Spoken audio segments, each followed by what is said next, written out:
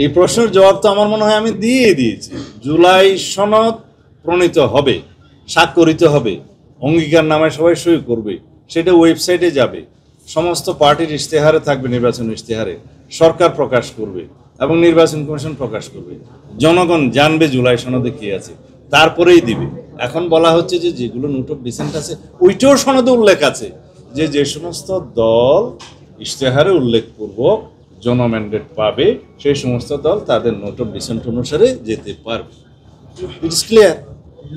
জুলাই সনদে পিআরের কথা বলা আছে, বাট সেই পিআরের গঠন প্রণালী সম্পর্কে আমাদের নোট অফ ডিসেন্ট আছে, আর কারো কারো নোট অফ ডিসেন্ট আছে, সেটা তো অঙ্গীকারনামায় থাকবে যে যারা ম্যান্ডেট পাবে জুলাই সনদে তারা তাদের মতো করে যাবে। তখন জনগণ তো রায় দিবে সেই জুলাই সনদের বিষয়ে, স্পেসিফিক কোনো একটা আইটেমের উপর তো না। আপনি সেকেন্ড এই অর্ডিন্যান্স জারি হলে আপনি কোনো চেঞ্জ লাগবে বলে মনে হয় না। হ্যাঁ, সেই জন্যই তো আলাদা জুলাই জাতীয় সনদ বাস্তবায়নের জন্য অধ্যাদেশ, সেটাতে গণভোট করার জন্য যে অর্ডিন্যান্সটা করা হবে সেটা করলে আর তার চেঞ্জ লাগবে বলে আমার মনে হয় না। পরবর্তী সংসদ না করে কে করবে? গণভোটের সার্বভৌম না, সেইটা যাই করা হোক, পরবর্তী সংসদ না করে কে করবে আমাকে বলো। আর কোনো ফোরাম আছে? সার্বভৌম সেই ক্ষমতা আছে, আপনি সেটা বললেন। আচ্ছা, আমি একটা প্রশ্ন করি, সেটার ফোরামটা কি? ফোরামটা হচ্ছে সংসদ। সুতরাং এই যে পরবর্তী সংসদ নিয়ে অনেকে বলে যে তাইলে পরবর্তী সংসদ পরবর্তী সংসদ ছাড়া আর কি ফোরাম আছে যদি আপনারা বলে দিতেন আমরা।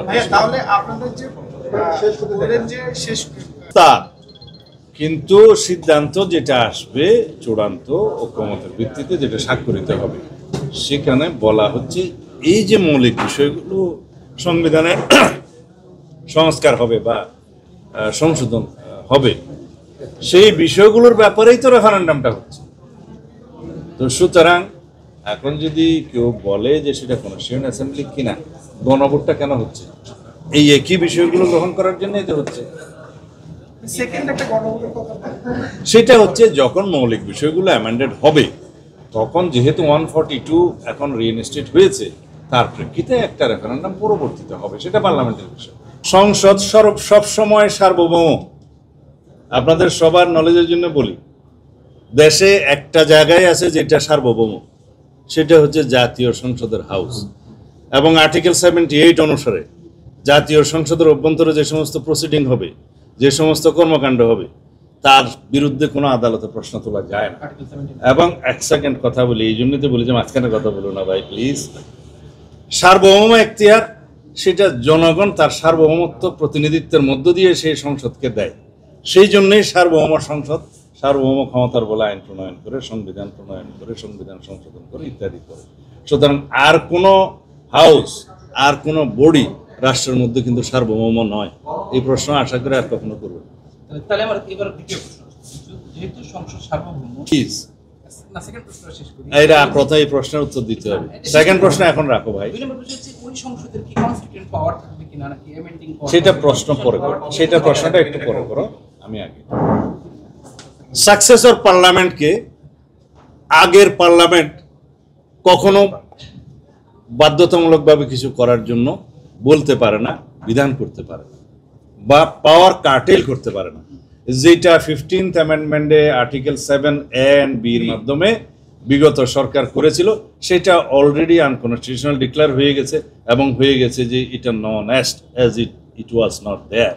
যেহেতু জনগণের সার্বভৌম ক্ষমতা ওই আর্টিকেলের 7 অনুসারে বলা আছে যে জনগণই হচ্ছে চূড়ান্ত ক্ষমতার রাষ্ট্রের মালিকানা এবং জনগণের ইচ্ছাই হচ্ছে চূড়ান্ত। সুতরাং সেই ইচ্ছাকে বাইন্ডিং করে দেয়া হলো পরবর্তী পার্লামেন্টের জন্য, যাতে সারা কিছু কিছু বিষয় 1/3 অফ দি কনস্টিটিউশন যাতে অ্যামেন্ড না করতে পারে। সেটা নাল অ্যান্ড ভয়েড হয়ে গেছে, আনকনস্টিটিউশনাল হয়ে গেছে। এটা হচ্ছে অ্যান্সার।